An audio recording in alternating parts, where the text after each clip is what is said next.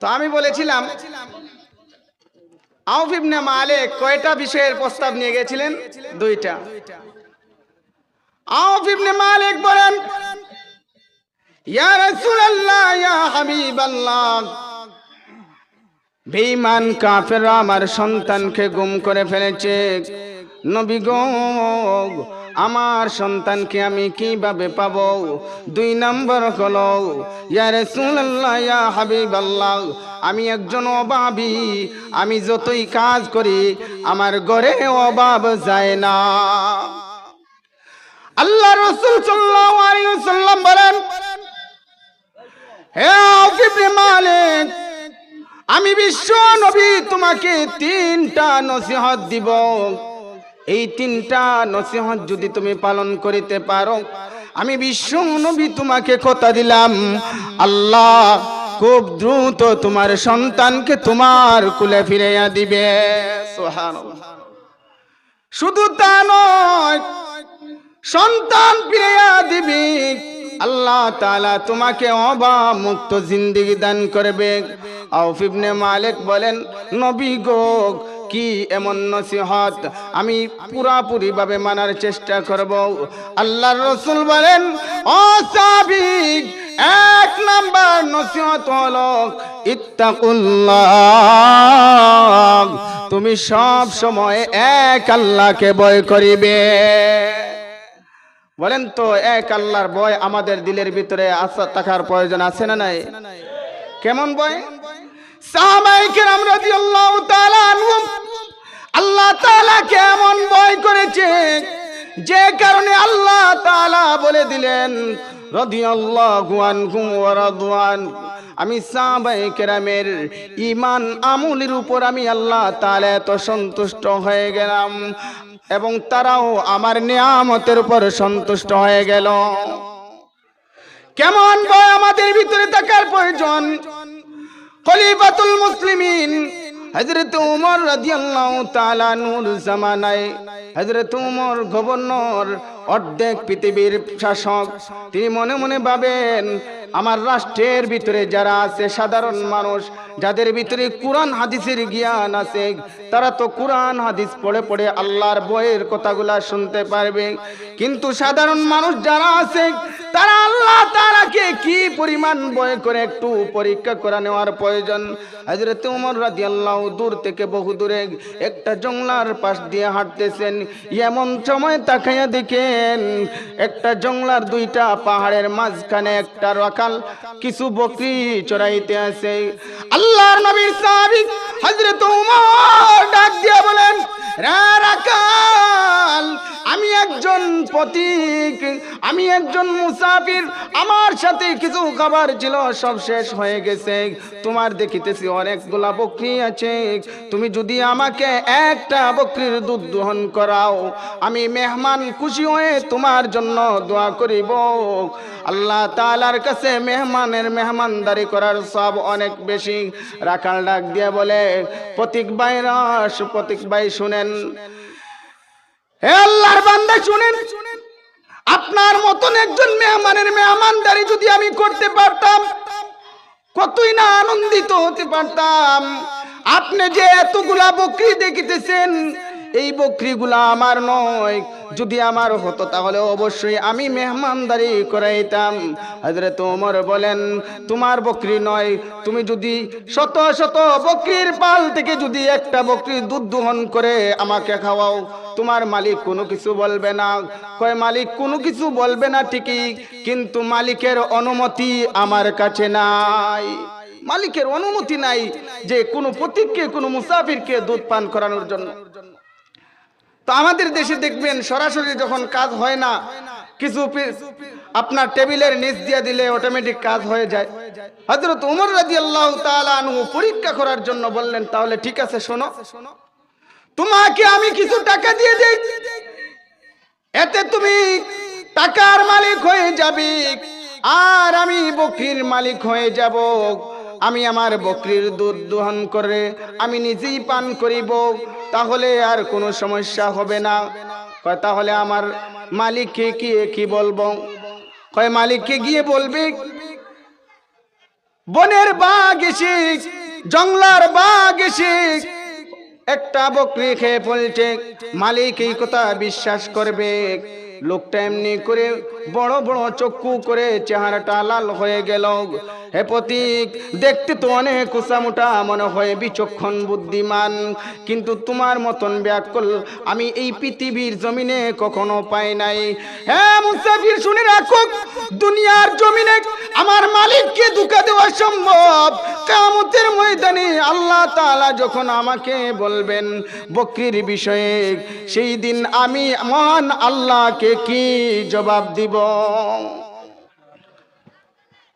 হযরত ওমর এই লোকের কথাটা শুনে তিনি বলেন, তুই আমারে চিনছ? কয়, না, আমি তো আপনাকে চিনি নেই। কয়, আমি হলাম ওমর ইবনুল খাত্তাব। একটা শাসকের সামনে যদি একজন সাধারণ মানুষ এমন কথা বলে আর পরিচয় লাভ করে, তার অবস্থাটা কি হতে পারে? রাকাল সঙ্গে সঙ্গে ওমরের কাছে মাপ চাওয়া শুরু করে দিল। হযরত ওমর বলেন, তুমি মাপ চাওয়ার বিষয় নাই, বরং তোমার এই কর্মের উপর আমি নিজেকে অহংকার আর তকব্বুরি মনে করিতে আছি। আমার দেশের একটা রাকালের যদি এমন ঈমান হয়ে থাকে, আমার দেশের মানুষকে পরিচালনা করার জন্য পুলিশ, বিডিআর, র্যাব বাহিনী, দুনিয়ার কোনো প্রশাসনের প্রয়োজন নাই। যার ভিতরে আল্লাহর ভয় আছে, তার পাহারা দেওয়ার জন্য দুনিয়ার কোনো মানুষ নিয়োগ দেওয়ার প্রয়োজন নাই। তো আল্লাহর ভয় যদি মানুষের ভিতরে থাকে, তাহলে কখনো চুরি করতে পারে না। আল্লাহর ভয় যদি থাকে, সুদ খাইতে পারে না। আল্লাহর ভয় যদি থাকে, ঘুষ খাইতে পারে না। জিনা, ব্যভিচার, মানুষের প্রতি অন্যায়, অবিচার, জুলুম, কোনো কিছুই সম্ভব না মানুষের ভিতরে যদি আল্লাহর ভয় থাকে। আল্লাহর নবী বলেন, হে আউফ ইবনে মালিক, আমি এক নাম্বার নসিহত তোমাকে করিতেছি, ইত্তাকুল্লাহ, আল্লাহকে তুমি ভয় করবে। দুই নাম্বার, ওয়াসবির। আউফ ইবনে মালিক রে, সর্ব অবস্থায় যত ধরনের বিপদ আপদ আসুক না কেন, সর্ব অবস্থায় তুমি ধৈর্য ধারণ করিবে। ইন্নাল্লাহা মাআস সাবিরিন, আল্লাহ ধৈর্যশীলদের সাথে আছেন। আল্লাহ তাআলা কোরআনে কারীমের এক আয়াতের ভিতরে বলেন, ওয়ালা নাবলুওয়ান্নাকুম বিশাইইম মিনাল খাউফি ওয়াল জু'i ওয়া নাকসিম মিনাল আমওয়ালি ওয়াল আনফুসি ওয়াস সামারাত ওয়া বাশশিরিস সাবিরিন। আল্লাহ বলেন, আমি দুনিয়ার জমিনে তোমাদের বিভিন্ন বস্তুর মাধ্যমে তোমাদেরকে পরীক্ষা নিব। কখনো আওলাদ দিয়ে পরীক্ষা নিব, আওলাদ চিনাইয়া নিয়ে পরীক্ষা নিব, মাল দিয়ে পরীক্ষা নিব, মালকে চিনাইয়া নিয়ে তোমাকে পরীক্ষা নিব, কখনো দেশের প্রধান বানাইব, কখনো অপদস্থ করে তোমাকে পরীক্ষা নিব। সর্ব হালতে আল্লাহর রাসূল বলেন, ওয়াফ ইবনে মালিক, ওয়াসবির, সর্ব অবস্থায় ধৈর্য ধারণ করবে। তাহলে কয়টা সবক পাইলাম? এক নাম্বার, সর্ব অবস্থায় আমাদের অন্তরে আল্লাহর ভয় থাকতে হবে। দুই নাম্বার হলো ধৈর্য ধারণ করতে হবে। যত ধরনের মুসিবত আসুক, সর্ব অবস্থায় ভালো মন্দ সব আল্লাহর পক্ষ থেকে, এই কথার উপরে ইয়াকিন করে আপনি অফ থাকেন আর আল্লাহর দরবারে চাইতে থাকেন। আল্লাহর রাসূল বলেন, আউফ ইবনে মালিক, তিন নাম্বার, আমি বিশ্বনবী তোমাকে এমন একটা তাসবিহ বলে দিতেছি, যেই তাসবির পাওয়ার অনেক বেশি। তাসবিহটা হলো আকসিরুল কওলু লা হাওলা ওয়ালা কুওয়াতা ইল্লা বিল্লাহিল আলিয়্যিল আযীম। আমাদের সবার মুখস্থ আছে না নাই? বলেন তো একবার, লা হাওলা ওয়ালা কুওয়াতা ইল্লা বিল্লাহিল আলিয়্যিল আযীম। আউফ ইবনে মালিক বলেন, আল্লাহর নবীর তিনটা বাতানো আমল আমি দৌড় দিয়ে করে নিয়ে আসলাম। আমি আমার বিবির সাথে পরামর্শ করলাম। আমার বিবিরে আমি বললাম, আল্লাহর নবী আমাকে এমন পরামর্শ দিয়েছেন, শুধু আমি আমল করি না, আমার বিবিও আমার সাথে আমল করা শুরু করলো। আমার ভাইরা, আমরা শুধু নিজের নামাজ পড়লে হবে না, নিজের ছেলে মেয়ে, নিজের স্ত্রীও যদি নামাজি হয়ে যায়, ওই ঘরের ভিতরে আল্লাহর রহমত বরকত নাজিল হবে। আউফ ইবনে মালিক বলেন, আমি ঘরের ভিতরে আমার স্ত্রীর সাথে পরামর্শ করি। আমার স্ত্রী আর আমি এমন ভাবে আমল করা শুরু করলাম, সব সময় দিলের ভিতরে আল্লাহর ভয়। আমার সন্তানকে যে বেঈমান কাফেররা গুম করে নিয়ে গিয়েছে, আমরা ধৈর্যশীলদের সাথে অন্তর্ভুক্ত হয়ে আছি। যা কিছু হয়েছে আল্লাহর পক্ষ থেকেই হয়েছে এমন মনে করে আমরা ধৈর্যের সাথে আছি। আর সব সময় জবানের ভিতরে আছে লা হাওলা ওয়ালা কুওয়াতা ইল্লা বিল্লাহ।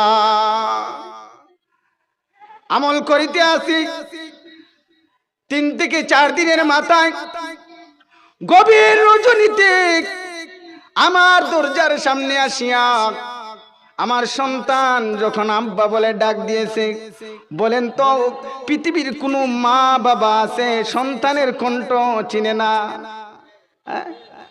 আপনি আমি যতই বাবা মাকে ভুলে যাই, 10 বছর পরেও বিদেশ থেকে আসার পরে যদি মা বাবার দরজার সামনে দাঁড়িয়ে আব্বা আম্মা বলে ডাক দাও, তুমি ভুল করলেও তোমার কণ্ঠ তোমার মা বাবা কখনো ভুলে যায় না। এ যুবক ভাইরা, মা বাবার খেদমতকে নিজের জীবনের জন্য একটা উন্নতির পথ বানাও। বেশি বেশি করে খেদমত করো। বেতন যখন পাও মা বাবার জন্য একটু ফলমূল কিনে আনো। মারে আজকে বেতনটা পেয়েছি, প্রথম বেতন দিয়ে তোমার জন্য একটু হাদিয়া তোফা নিয়ে আসলাম। মায়ের হাতে কিছু টাকা পয়সা দাও। বেতন পাইয়া বউয়ের হাতে আগে দিও না, বেতন পাইয়া বউয়ের জন্য কাপড় কিনিও না। আগে মা বাবা যদি থাকে, মা বাবার কর্মের সাথে আগে সর্বপ্রথম লাগাও, নিজের পরিবার পরিজনের পিছনে পরে লাগাও। এতে জীবনের উন্নতি যদি চাও মা বাবার খেদমত করো। মা বাবা খুশি, আল্লাহ খুশি। মা বাবা নারাজি, আল্লাহ নারাজি হয়ে যায়।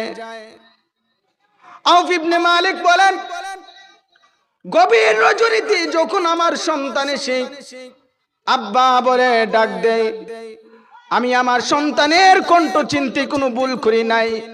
লাফ দিয়ে উঠে দরজাটা খুলে দেখি আমার সন্তান এত বিশাল বড় একটা আকৃতির উটের উপর বসা।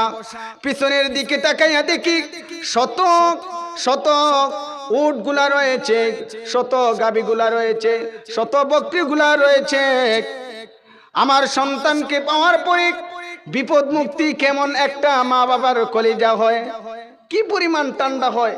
দীর্ঘদিন আপনার সন্তান কারাগারে, হঠাৎ করে শুনছেন জামিন হয়েছে, ওই বাবা মা কি পরিমাণ আনন্দে চিত্তে জেলখানার গেটের মধ্যে গিয়া অপেক্ষায় থাকে আমার সন্তান কখন না বের হয়। যখন বেরিয়ে আসে কি পরিমাণ পাখির বাচ্চার মতন একটা পাখি যেমন দৌড় দিয়ে জড়িয়ে ধরে এমন অবস্থা হয়ে যায়।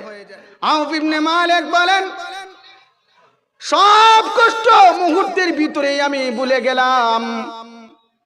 হে যুবক ভাইরা, হাজারো মা বাবাকে কষ্ট দেও না কেন, মা বাবা কিন্তু 10 বছর যদি 10 বছর পরও যদি গিয়ে মা বাবাকে বলো আমার জীবনের ভুলগুলা ক্ষমা করে দাও, একটা মুহূর্ত নয়, সবচেয়ে বড় দুনিয়ার জমিনে আল্লাহ মা বাবার মনকে তৈরি করেছে।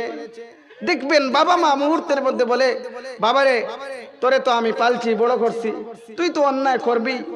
এজন্য বেশি বেশি করে মা বাবার কাছে দোয়া চাইবো। আউফ ইবনে মালিক বলেন, দরজা খুলে যখন আমার সন্তানকে পেলাম, সন্তানকে জিজ্ঞাসা করলাম, সন্তান রে কিভাবে কোথায় তোমাকে নিয়ে গিয়েছে কাফেররা? কাফেররা তোমাকে কোথায় নিয়ে গিয়েছে, কি আচরণ করেছে?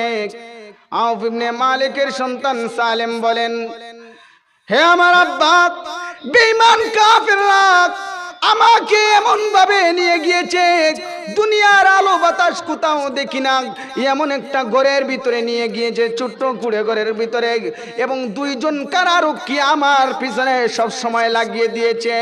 একদল দিনের বেলা ডিউটি করে, আরেক দল রাত্রির বেলা ডিউটি করে। এমত অবস্থায় আমি সেখান থেকে বেরিয়ে আসার কোনো পথ ছিল না। কিন্তু আজকের রাতে ওই এলাকার মধ্যে এমন প্রচন্ড ঠান্ডা কনকনে বাতাস শুরু হয়েছে, আর অল্প অল্প করে বৃষ্টি পড়া। দুইটা কারারক্ষীর চুকের মধ্যে এমন ভাবে ঘুম চলে আসলো, পাশের রুমের মধ্যে গিয়ে তারা ঘুমায়। তাদের ঘুমের নাকের আওয়াজ আমার রুম থেকে আমি শুনতে পাই। এই সুযোগে আমি ঘর থেকে বেরিয়ে আসলাম। আসার পরে আমি তাকাইয়া দেখি ওই ঘরের দরজার সামনে এই বিশাল বড় উটটা। আমি লাফ দিয়ে উঠলাম। উঠার সঙ্গে সঙ্গে যখন আমি উটের উপর সওয়ারি হওয়া শুরু করলাম, তাকাইয়া দেখি বেঈমান কাফেরদের সকল উটগুলা, সকল গাভীগুলা, সকল বকরিগুলা আমার উটের পিছন দিয়ে আসা শুরু হলো। এই যে যত প্রাণীগুলা দেখিতেছেন সব এগুলা বেঈমান কাফেরদের।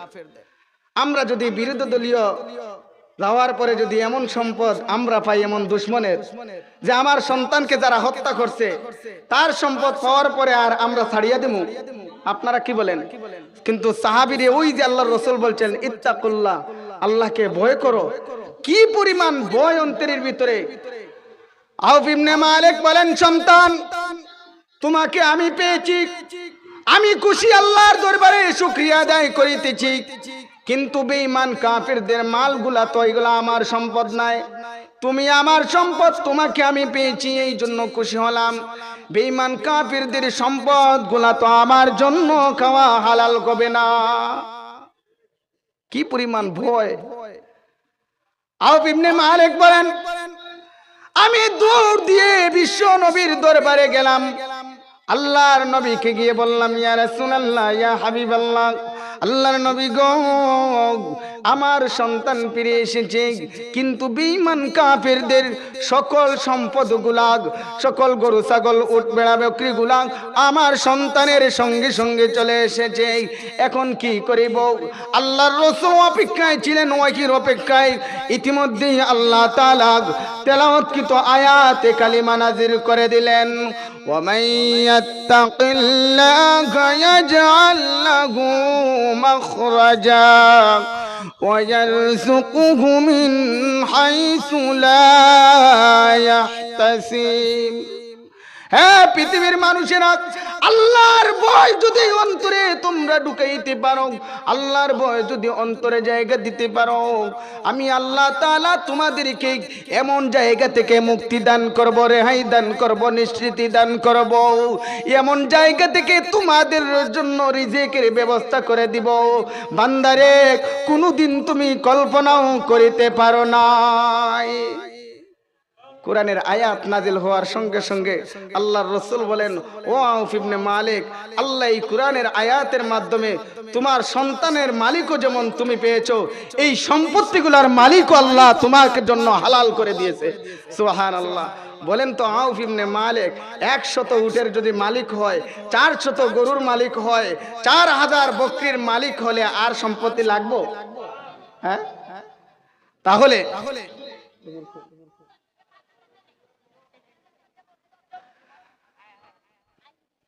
তাহলে আজকের আলোচনা থেকে কি পাইলাম? যার অন্তরের ভিতরে আল্লাহর ভয় থাকবে, যার অন্তরের ভিতরে ধৈর্য থাকবে, আর লা হাওলা ওয়ালা কুওয়াতা ইল্লা বিল্লাহ, এই আমলটা যারা বেশি বেশি করবে, আল্লাহ তাদেরকে বিভব মুক্ত জিন্দেগিও দান করবে, আল্লাহ তাদেরকে অভাব মুক্ত জিন্দেগি দান করবে। যার কারণে সামনে রমজানুল মুবারক মাস, প্যারে হাজিরিন, আমরা বেশি বেশি করে আল্লাহর দরবারে চাইব, আল্লাহর দরবারে চাইব। আল্লাহর রাসূল সাল্লাল্লাহু আলাইহি ওয়াসাল্লামের কাছে আসিয়া জিবরাইল বলেন, ইয়া রাসূলুল্লাহ, আপনি কি দুনিয়ার জমিনে থাকতে চান নাকি পরকালের আল্লাহর সঙ্গে সাক্ষাৎ লাভে ধন্য হতে চান? আল্লাহর রাসূল বলেন, আমি এই দুনিয়ার পচা জিন্দেগি থাকতে চাই না, আমি আল্লাহর সঙ্গে মুলাকাত করাকেই পছন্দ করি। নবীজিকে হায়াত বাড়িয়ে দেওয়া হবে, আপনি অনুমতি দিলে আপনার হায়াত বাড়িয়ে দেওয়া হবে।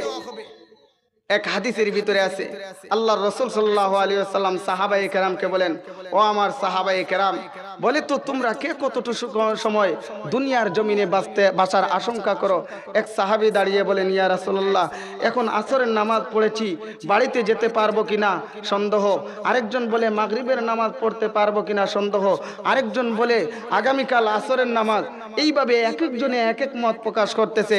নবীজি সাল্লাল্লাহু আলাইহি ওয়াসাল্লাম বললেন, তোমরা এত দীর্ঘ সময় অপেক্ষা করিতেছ, অথচ আমি নবীজির জান মুবারক কবজ করতে গেলে আজরাইল আমার অনুমতি ছাড়া জান কবজ করতে পারবে না। অথচ আমি সেই বিশ্ব নবী নামাজের মধ্যে ডান দিকে সালামটা ফিরাইয়া বাম দিকে সালাম ফিরাবো বলে এতটুকু সময়ও আশঙ্কা করি না। তাহলে আমাদের জন্য কতটুকু মরণের জন্য প্রস্তুত? আল্লাহর রাসূল সাল্লাল্লাহু আলাইহি ওয়াসাল্লাম জিবরাইল বলেন, ওগো নবী, আপনি যদি দুনিয়ার জমিনে থাকতে চান আপনার হায়াত বাড়িয়ে দেওয়া হবে। কিন্তু আল্লাহর রাসূল সেখানে থাকাটা অপছন্দ করলেন, না এই দুনিয়ার জমিনে থাকতে চাই না আমি। অথচ দেখেন রমজানুল মুবারক আসার লগে লগে রজব মাস যখন ঢুকে তখন আল্লাহর রাসূল একটা দোয়া করতেন, আল্লাহুম্মা বারিক লানা ফি রজব ওয়া শাবান ওয়া বাল্লিগনা রমাদান। আমরা দুয়াটা পড়ি না রজব মাস ঢুকলে? আল্লাহ রজব এবং শাবান মাসের বরকত দিয়ে আল্লাহ রমজান মাস পর্যন্ত পৌঁছে দাও। বারিক লানার দুইটা ব্যাখ্যা, আল্লাহুম্মা বারিক লানা ফি হায়াতিক, আল্লাহ আমার হায়াতের মধ্যে বরকত দান করো। নবীজি রজবের মাস ঢুকলে হায়াতের জন্য দোয়া করতেন আল্লাহর দরবারে। কেন? রমজানুল মুবারক মাস এত বড় বরকত মাস। আল্লাহ এই মাসটা পর্যন্ত যদি আমি পৌঁছতে পারি, যেই মাসে এক একটা নফল বন্দি করলে আল্লাহ ফরজ আমলের সমতুল্য সওয়াব দান করে, ফরজ আমলের সমতুল্য সওয়াব দান করে। এত বড় বরকতময় একটা ফরজ আদায় করলে আল্লাহ 70টা ফরজের সওয়াব আমল নামায় দান করে। আল্লাহ এত বড় বরকতময় মাস আমি পাইতে চাই। এই জন্য নবীজিকে জিবরাইল বলতেন, ইয়া রাসূলুল্লাহ, আপনাকে হায়াত বাড়িয়ে দেওয়া হবে। নবীজি বলতেন, আমি এই দুনিয়ার জমিনে থাকতে চাই না। আর রজবের মাস আসলে নিজেই দোয়া করতেন, আল্লাহ আমার হায়াতটাকে কমপক্ষে রমজান মাস পর্যন্ত পৌঁছে দাও। তাহলে আমাদের জন্য আরো বেশি করে দোয়া করার প্রয়োজন আছে না নাই? আল্লাহুম্মা বারিক লানা ফি হায়াতি, আল্লাহ আমাদের হায়াতের মধ্যে বরকত দাও। আল্লাহ রমজানুল মুবারক মাস হওয়ার আগে আগে যদি আমি মারা যাই, আয় আল্লাহ যেই মাস তোমার মাস, তোমার মাসে তো ইবাদত করলে তুমি জাযা দান করবে। যেই মাসে একটা নফল আমল করলে আল্লাহ ফরজের সওয়াব সমতুল্য দান করবে। একটা ফরজ আমল আদায় করলে আল্লাহ 70টা ফরজের সমতুল্য সওয়াব দান করবে। আল্লাহ আমি তোমার দরবারে চাইতে আছি, আমি যদি রমজান মাস আসার আগে আগে এই পৃথিবীর জমিন থেকে বিদায় হয়ে যায়, এমন বরকতি মাস আমার থেকে চলে যাবে। এই জন্য আল্লাহুম্মা বারিক লানা ফি হায়াতিক, আল্লাহ আমি তোমার দরবারে চাইতে আছি, আল্লাহ সর্বপ্রথম আমার হায়াতের মধ্যে বরকত দাও। সুবহানাল্লাহ। আরেকটা ব্যাখ্যা হলো, আল্লাহুম্মা বারিক লানা ফি রিজকি, আল্লাহ রজব এবং শাবান মাসে আমাকে এমন রিজিকের ব্যবস্থা করে দাও যেই রিজিক দ্বারা আমরা রমজান মাস পর্যন্ত পৌঁছতে পারি। কারণ রমজান মাস এত বড় ফজিলতপূর্ণ মাসে যদি আমি রুজি রোজগার করতে যাই, আয় আল্লাহ আমি আমলের সুযোগ পাবো না। আমার সন্তানরা যদি না খেয়ে থাকে, আমি তো কাজে যেতে হবে, কাজে গেলে আমার আমলে ব্যাঘাত ঘটবে। আল্লাহ তোমার কাছে আমি হায়াত চাওয়ার সঙ্গে সঙ্গে ও মাবুদ তোমার কাছে আমি রিজিকের জন্য চাইতে আছি, আমার হায়াতও বাড়িয়ে দাও, আমার রিজিকের মধ্যে বরকত দান করিয়া দাও। সকলে বলি আল্লাহুম্মা আমিন। আল্লাহ আমাদের সকলের হায়াতের মধ্যে বরকত দান করেন, আল্লাহ আমাদের সকলের রিজিকের মধ্যে বরকত দান করেন। সকলে একবার বলি আল্লাহুম্মা আমিন।